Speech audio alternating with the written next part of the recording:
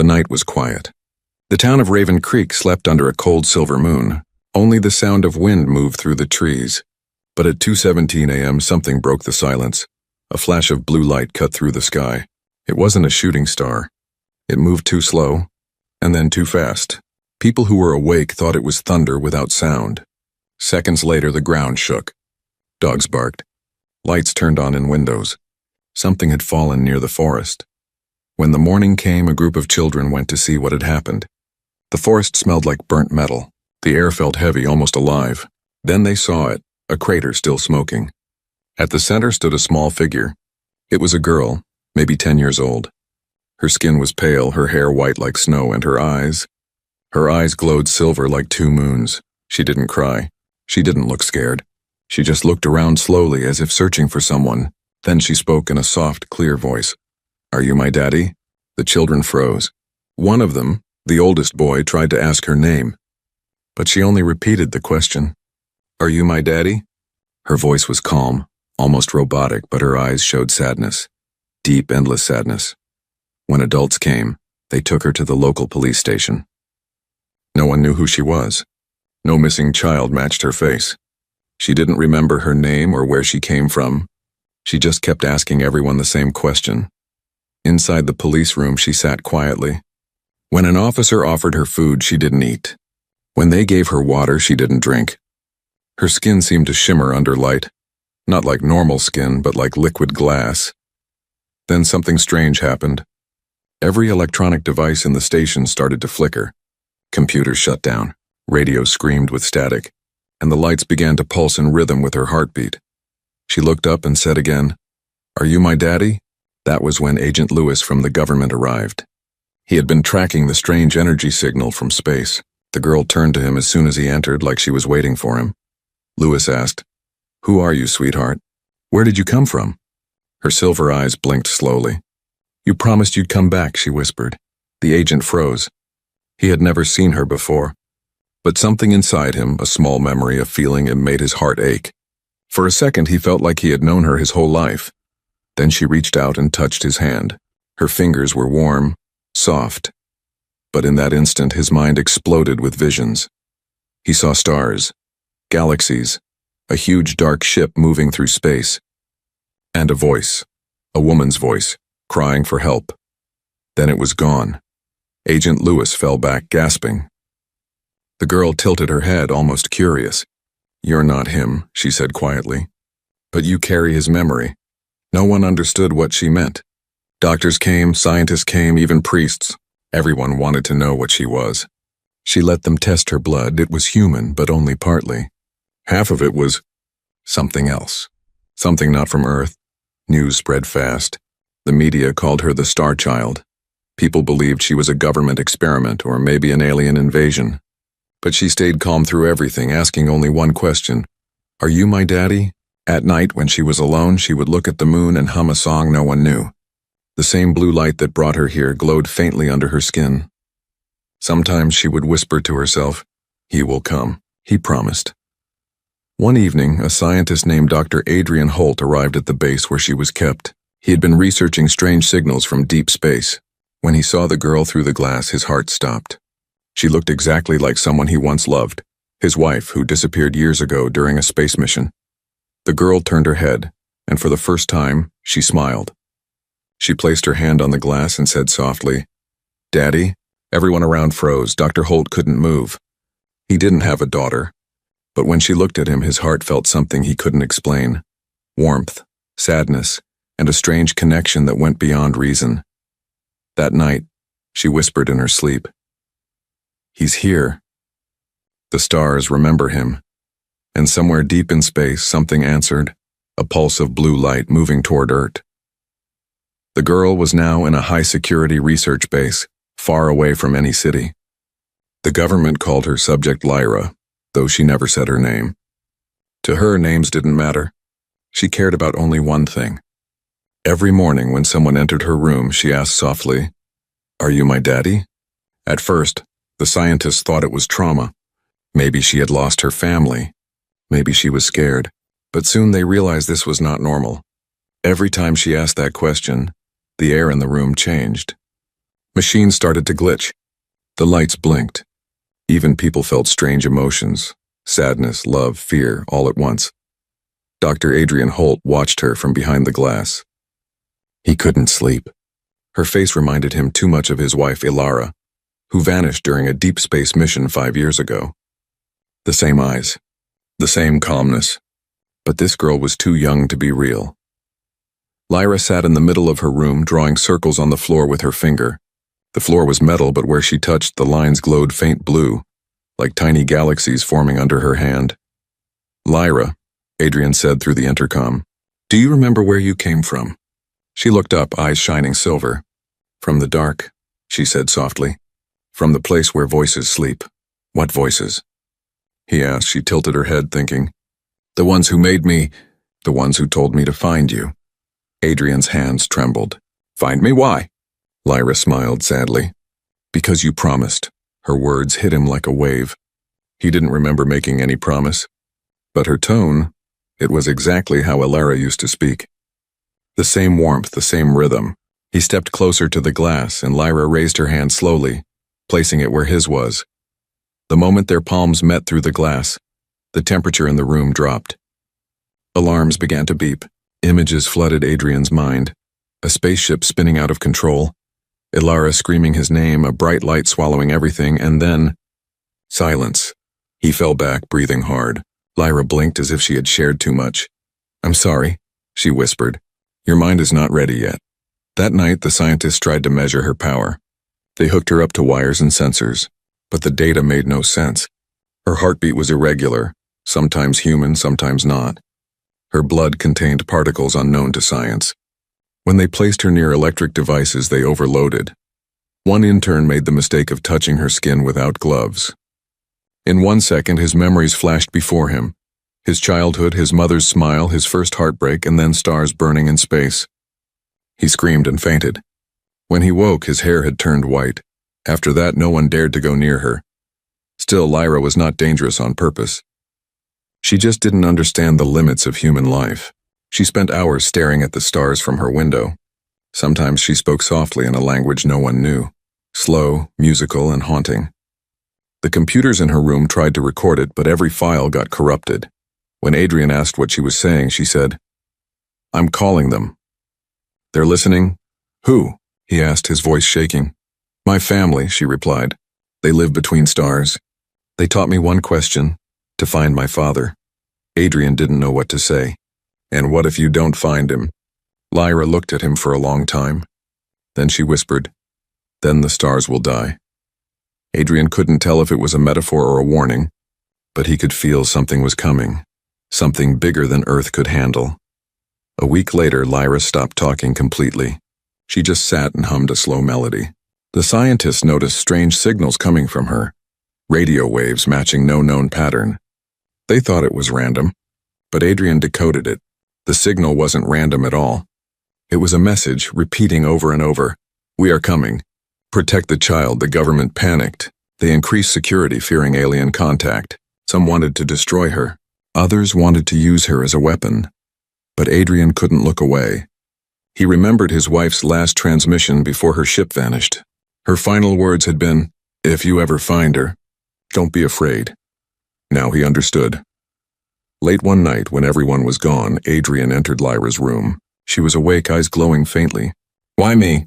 he asked softly. "Why do you keep asking that question?" Lyra smiled gently. "Because only one man in this world carries her heart, and you are him." Then she touched his chest, right where his heart beat. A surge of blue light surrounded them both, filling the room with warmth and silence. Through that light, Adrian heard a voice, not Lyra's, but Ilara's. "Take care of her. She is part of me."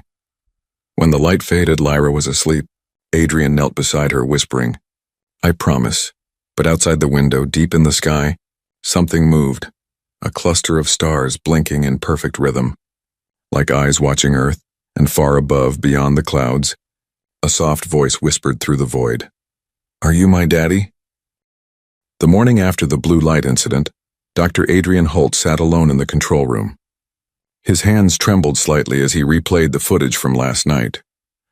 In the video, he saw himself and the girl, Lyra, surrounded by glowing light. The sound was gone, but her voice still echoed in his mind. She is part of me. He couldn't explain it. He didn't understand how a strange girl who fell from the sky could know things that only his wife Alara had known. Alara had vanished during a deep space exploration mission 5 years ago. Her ship, the Horizon Dawn, disappeared near a wormhole. Everyone assumed she was dead. Adrian never believed it. Now this girl had appeared, same eyes, same calm smile, same song. It couldn't be a coincidence. That morning, Adrian went to Lyra's room again. She was drawing on the glass wall with her finger. Tiny lines of light formed galaxies in spiral shapes. It looked like a map of the stars, Lyra, Adrian said softly. Do you remember my wife? She turned her head slowly. The woman of light, she whispered. She sang to me before I was born. Adrian froze. Before you were born? Yes, Lyra said. In the dark place. She told me stories of oceans, rain, and love. She said I would find her heart again. Adrian stepped closer. What is the dark place, Lyra? Where did she go? Lyra's silver eyes shimmered like liquid. She went beyond the door of time. The ones who live among stars found her there. They wanted to understand what love means. So they made me. Her words made his heart race. They made you. From her? Lyra nodded. From her blood, her memories, and her last wish. Adrian's mind spun. If she was telling the truth, it meant the aliens had somehow captured Alara's DNA and used it to create this being. Half human, half something else. But one question burned inside him. Why me, Lyra? Why were you sent to me? She looked at him sadly. Because you're the promise she left behind. Later that day, Adrian went to the research archives. He demanded access to the Horizon Dawn's final mission logs. The officials refused. They said the files were classified, but Adrian didn't stop. Late at night, he hacked into the restricted database.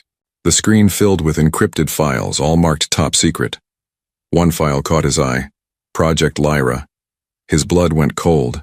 When he opened it, the first image he saw was his wife. She was sitting inside her spaceship, smiling, holding a small capsule that glowed blue. The recording started to play. Adrian, Alara's voice said softly, if you're hearing this, I didn't make it back. But they found me. The ones beyond the stars. They're not monsters. They're curious. They asked me what love is, and I told them it's what connects two souls beyond death. I gave them something, a part of me, so that one day you would not be alone. The video shook slightly as the ship trembled. They promised me, she will find you. Protect her. She will ask you a question. Don't be afraid to answer. The screen turned black. Adrian sat frozen. His chest felt heavy. His eyes burned with tears he didn't know he still had. Lyra, he whispered. You're her gift. When he returned to Lyra's room, she was standing by the window staring at the stars. She didn't turn when he entered. They're coming, she said quietly. Who? Adrian asked, heart pounding. The ones who made me. They're looking for me. They think humans will hurt me. Will they attack Earth? She shook her head. Not yet. They're waiting. They want to know if humans can love what they don't understand. Adrian walked closer. Then they'll see. Because I do understand, Lyra turned to him. Do you really? Yes, he said firmly. You're not a monster. You're my daughter. For a second, her face softened. A tear glowing like starlight rolled down her cheek. Then suddenly the alarm screamed. The monitor showed strange signals from space, dozens of ships entering the solar system. Adrian looked up. Lyra's eyes glowed brighter. They are here, she whispered. And they are afraid. Outside the base, thunder rumbled through the sky was clear. Every radio, every satellite, every screen showed one same message, transmitted from deep space in hundreds of languages. We seek our child. Do not harm her. The entire world went silent. Lyra took Adrian's hand and said softly, Now you must remember what love means, Daddy. Her voice was calm, but her eyes showed fear for the first time. Because far above Earth, the stars had begun to move. The world changed the day the sky spoke. Satellites around Earth picked up a strange signal coming from deep space. It wasn't noise. It was a message, repeated in thousands of human languages. We seek our child. Do not harm her. Governments panicked. Military jets filled the air.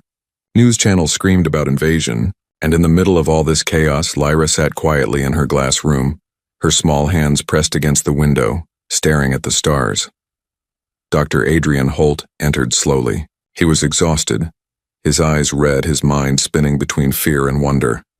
"Lyra," he said softly, "they're coming for you, aren't they?" She nodded without turning. "They're close. They can hear us now." Adrian's heart pounded. "What will they do when they arrive?" Lyra finally turned to face him. Her eyes shimmered silver, brighter than before. "That depends on you," she said. "On what humans choose to be," he frowned. "What do you mean?" Lyra walked closer, her voice soft but steady. "They don't understand love. They don't understand kindness. They only understand logic. But my mother told them love is stronger than power. They want to see if that's true." Adrian swallowed hard. "Your mother?" "Ilara," Lyra nodded. "Her memories live inside me. When she died, they caught her last thought, you." Adrian felt a sting in his chest.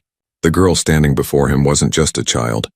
She was a living memory, a piece of his wife, shaped by beings who could bend time and matter. Outside, soldiers moved through the halls. Alarms kept echoing. The base commander had received orders to move Lyra to a secret underground vault. They didn't trust her anymore. Her energy readings were rising every hour. When they tried to enter her room, the air began to hum. The lights flickered. Metal doors vibrated like strings of a giant instrument. Lyra looked at the soldiers calmly. "Please," she said, "don't touch me." One soldier ignored her and grabbed her arm. A blinding flash filled the room. The man screamed and fell to the floor, his body shaking. When he opened his eyes, he whispered in terror, "I saw everything. The stars are alive." Lyra backed away, tears glowing on her cheeks. "I didn't mean to hurt him," she whispered.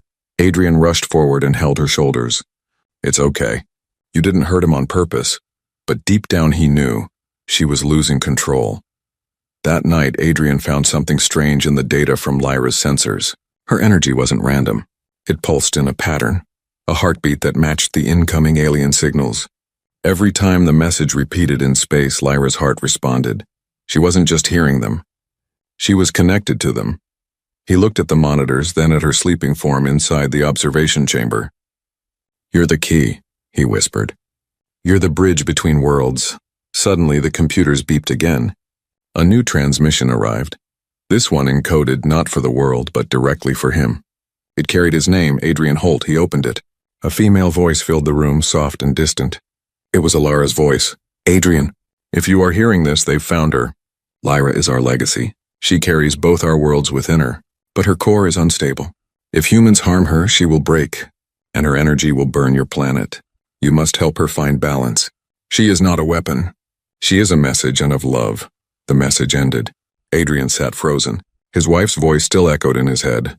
"Not a weapon," he whispered. "Then why does everyone see her as one?" The next day, the government decided to transfer Lyra to a high-security lab. Adrian begged them to stop. "She's not dangerous," he shouted. "She's scared." No one listened. As the convoy prepared to move her, the sky turned dark. Not from clouds, but from light. Thousands of glowing shapes appeared above the atmosphere. They weren't ships in the human sense. They looked like giant wings of silver energy, folding and unfolding in perfect rhythm. The entire world watched. Lyra looked up, smiling faintly. "They're here," she whispered. The soldiers pointed their weapons, trembling. "What do we do?" Adrian shouted, "Don't fire!" But the commander didn't listen. He gave the order. Missiles launched into the air, blazing trails toward the lights. For a second, everything went white. Then, silence. The missiles vanished, not exploded, not destroyed, just gone. The sky turned blue again, but something new appeared in the clouds, a massive circular symbol, glowing like a halo. It pulsed once, and every device on Earth received a single sentence in perfect synchronization. "Love is not a weakness. It is the code of creation." Adrian looked at Lyra. Her eyes were full of tears. "They're speaking through me," she said. "They're asking for peace," but her body began to shake. Blue energy surrounded her again, brighter than before. The machine screamed as her pulse skyrocketed. "Adrian," she whispered weakly, "if I lose control, they'll think love failed." And before he could answer, a shock wave of light burst from her, spreading across the base. cutting the power and leaving the entire world in silence. The world went dark for almost an hour after the blue explosion. No lights, no internet, no sound. Only silence, and heavy and endless. When power finally returned, the base was in ruins. Walls cracked. Screens shattered. And in the middle of the chaos, Dr. Adrian Holt woke up with ringing ears and blurry eyes. He looked around. The soldiers were unconscious but alive. The machines sparked weakly. And Lyra, she was gone. "Lyra!" he shouted, pushing through smoke and broken metal. Then he saw her, lying near the window, surrounded by a soft blue glow. Her breathing was slow, weak but steady. Her skin flickered like fading starlight. Adrian ran to her, held her small hand. "Stay with me," he whispered. "Don't leave." Lyra's eyes opened, glowing faintly. "They hurt us," she whispered. "But they're afraid. They don't trust humans anymore." Her voice was soft, almost fading into the hum of distant alarms. Adrian pressed his forehead against her hand. "We can fix this." "Tell me what to do." Lyra smiled weakly. "You can't fix what you don't remember." That sentence stuck in his mind. What you don't remember? Later, while others evacuated, Adrian went back to the control room. Most systems were dead, but one old console still worked, a backup link to Project Lyra files. As he searched through hidden data, a file popped up, blinking red. Memory sequence, restricted. He opened it. The screen filled with distorted images. Alara's face, her ship, alien landscapes made of light. Then a voice recording played. It was her again. "They told me memories are powerful. They can build or destroy. If you're watching this, Adrian, then you've already met her. Lyra is more than DNA. She carries a fragment of my mind. And of yours." Adrian's heart stopped. "Of mine?" he whispered. "Before my mission, the company made a copy of our neural patterns. They said it was for research. I didn't know they'd send mine into the wormhole. But they did, and the aliens found it. They tried to rebuild love using what they understood from us. That's how Lyra exists. Half of me, half of you, and something greater." The video flickered. "She's our daughter, Adrian. Not by birth, but by creation. Protect her or everything ends." The file ended. Adrian sat in silence, staring at the screen. His breath came out slow and shaky. The truth was too much. Lyra wasn't just connected to him. She was literally part of him. His love, his memories, his soul. All woven into her being. Outside news channels were going insane. Alien ships had surrounded Earth but didn't attack. They simply waited, silent, glowing in orbit like 1,000 silver moons. Some said they wanted peace. Others said they were waiting for revenge. Meanwhile, Adrian returned to Lyra. She sat up weakly, still glowing faintly. "Lyra," he said gently, "I know now. You're our child. You carry both of us." Lyra looked at him quietly. "You remembered," she said. "Then maybe there's hope." Adrian nodded. "Tell me what they want. Why are they here?" Lyra's eyes turned brighter, reflecting shapes of stars. "They don't want war. They want balance. But they fear humans can't love without control. They think love makes chaos," he frowned. "They're wrong. They don't know that yet," she replied. "They only understand logic. But you can show them. Through me." Adrian reached for her hand. "Then let's show them together." For the first time, she smiled like a normal child. That's what Mother said. Love is proof that chaos can be beautiful. That night, Adrian worked nonstop. Using fragments of Alara's data and Lyra's energy readings, he built a small transmitter, a device to send emotional waves, not just signals. It was risky. It used Lyra's core energy. If it failed, she could die. When he explained this, Lyra only said, "If my heart can save 2 worlds, it's worth it." He hesitated. "You're just a child," she smiled sadly. "So was your love when it began." The word struck deep. Adrian activated the device. Blue light filled the room. Lyra closed her eyes, focusing. Her energy pulsed with the rhythm of a heartbeat, one that matched Adrian's. Together they sent the message. A wave of warmth spread across the sky, reaching the alien fleet. For the first time, the ships changed formation, not in attack but in response. Their lights turned golden, flickering like stars breathing in harmony. Then silence. The message had been received. Lyra collapsed into Adrian's arms, weak but smiling. "They heard us," she whispered. "They're listening now." Adrian held her tightly. Rest, Lyra, you did it. She looked up at him one last time before her eyes dimmed. Promise me something, Daddy. Anything. When they come, don't let them forget what love feels like. And with that, she closed her eyes, her light fading into gentle calm. Outside, the alien fleet began to move again, not toward Earth, but around it, forming a glowing ring that covered the planet in soft light. And from deep within the stars, a whisper echoed across the universe. The experiment has begun. The world was no longer the same. The alien fleet surrounded Earth like a silver crown. Cities were silent. People watched the glowing shapes above the sky every night, wondering if this was the end, or a beginning. Inside a hidden underground lab, Dr. Adrian Holt stood beside Lyra's sleeping body. She looked peaceful now, but her light had faded. The readings on the monitors were unstable, her life force flickering like a dying star. She's breaking down, whispered one of the scientists. Adrian clenched his fists. Then help her. She's not a weapon, she's a child. The commander of the facility, General Huxley, stepped forward. His cold eyes scanned the data. She's not a child, Doctor. She's an energy source. The aliens built her from something we can't understand. If we control her, we control them. Adrian stared at him. Control them? They didn't come to fight. Maybe not yet, Huxley replied. But they will. And when they do, this, he pointed to Lyra, will be our only defense. Adrian's voice broke. You'll kill her, the general shrugged. For humanity's survival, one life is a small price. That night, Adrian couldn't sleep. He sat beside Lyra, holding her fragile hand. Her pulse was faint, but her expression calm, almost smiling. Suddenly, her fingers twitched. Her voice, weak but clear, broke the silence. Daddy? Adrian leaned closer. I'm here, Lyra. Her eyes flickered open, silver and tired. They're calling me, but I can't answer. My energy is broken. He squeezed her hand gently. We'll fix it. I'll find a way. She shook her head. They're scared, Daddy. They think humans want to destroy what they don't understand. He sighed, tears gathering in his eyes.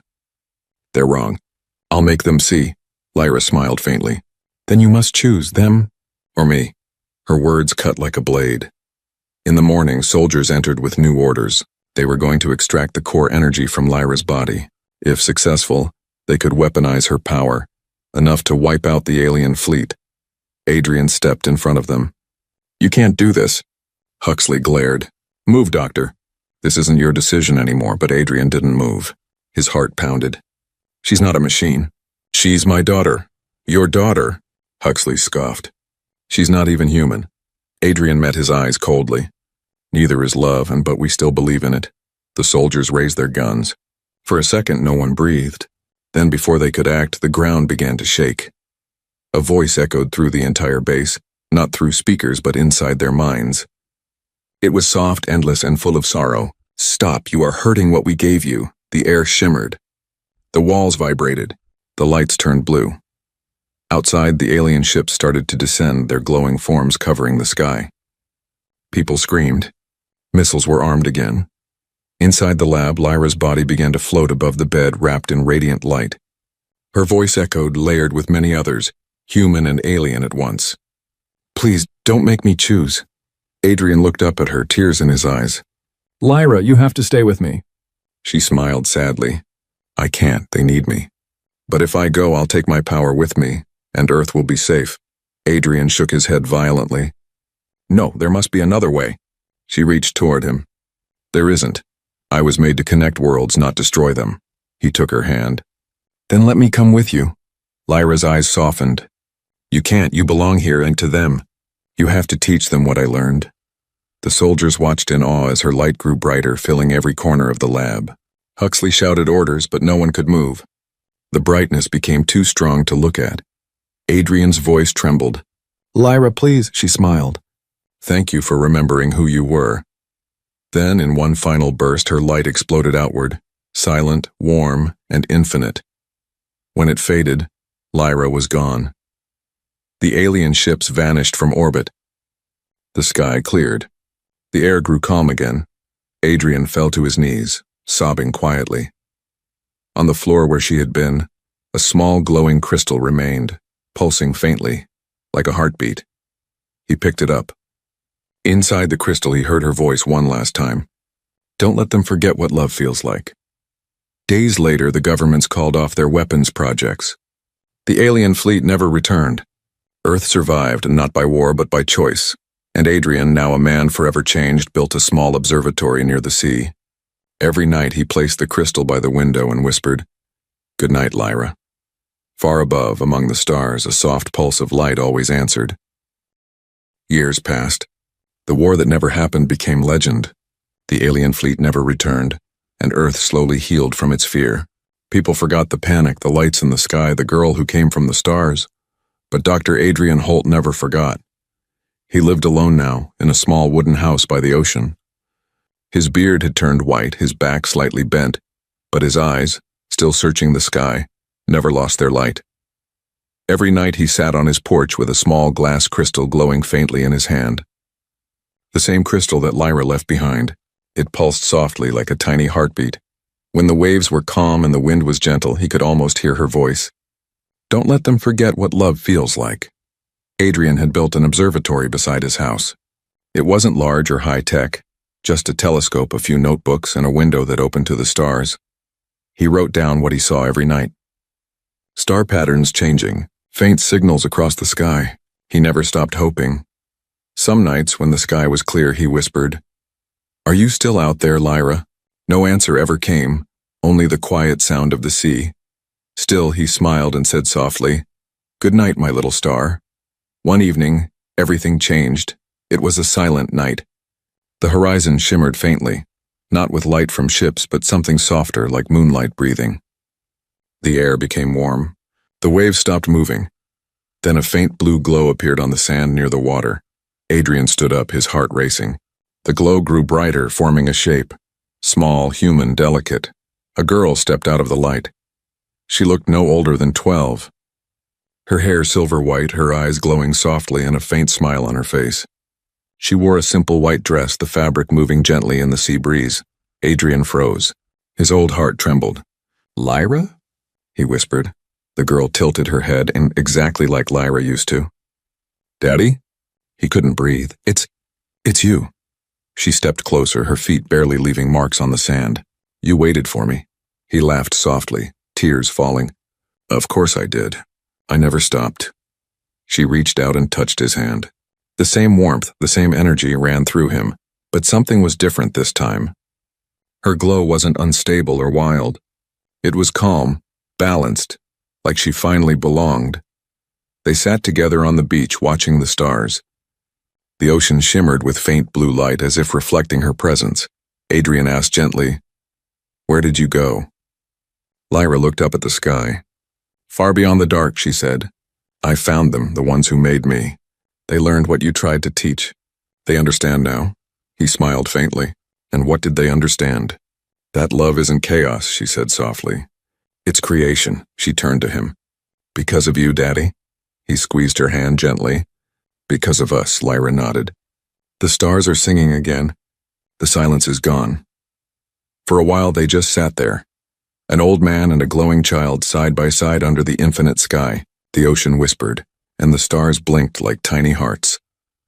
After a long silence, Adrian said, "Lyra, I'm old now. I won't be here much longer."